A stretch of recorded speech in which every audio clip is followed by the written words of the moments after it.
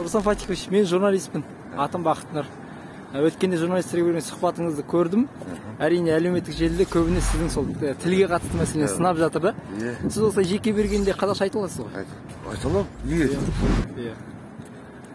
Енді сол азаматтар тек сол жердегі сұхбатыңызбен сынап жатыр да. Өзіңіз оқыдыңыз ба?